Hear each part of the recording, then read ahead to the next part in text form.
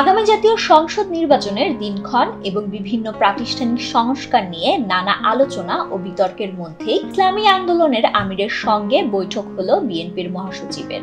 এই নিয়ে ইসলামী দলগুলোকে পক্ষে আনার চেষ্টায় বিএনপি ও জামায়াত শিরোনামে প্রতিবেদন করেছে দৈনিক প্রথম আলো। প্রতিবেদনে বলা হয়েছে, আগামী নির্বাচনকে লক্ষ্য রেখে রাজনীতিতে নানা মেরুকরণ হতে পারে বলে রাজনীতিকদেরই অনেকে বলছেন। কেউ না বুঝলেও আমরা আপনার প্রয়োজন বুঝি, আর তাই তো অত্যাধুনিক ফিচার সম্বলিত বিভিন্ন সাইজ আর কালারের 250-টিরও বেশি ডিজাইন অপশন নিয়ে ওয়ালটন স্মার্ট ফ্রিজ বোঝে আপনার প্রয়োজন।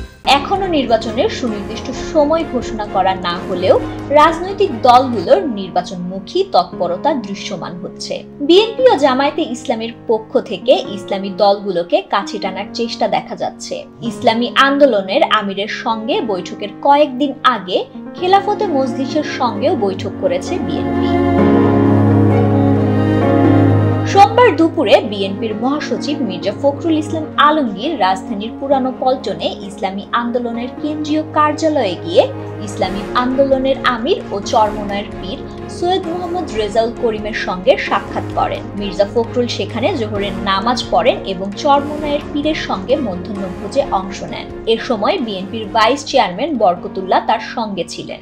সংশ্লিষ্ট সূত্রগুলো জানিয়েছে, নির্বাচন সামনে রেখে বিএনপির দিক থেকে এ বৈঠকের লক্ষ্য দূরত্ব কমিয়ে এনে সম্পর্ক উন্নয়ন। তবে এর মূল লক্ষ্য হচ্ছে জুলাই গণ অভ্যুত্থানের পর থেকে মাঠে ময়দানে বিএনপির সমালোচনা করে দেওয়া দলটির শীর্ষ নেতৃত্বের বক্তব্য থামানো।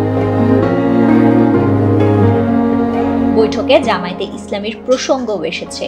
নির্বাচনের সময় নিয়ে পুরোপুরি একমত না হলেও ইসলামী শরিয়া বিরোধী কোনো সিদ্ধান্ত না নেওয়া সহ 10টি বিষয়ে একমত হওয়ার ঘোষণা দিয়েছে দল দুটি।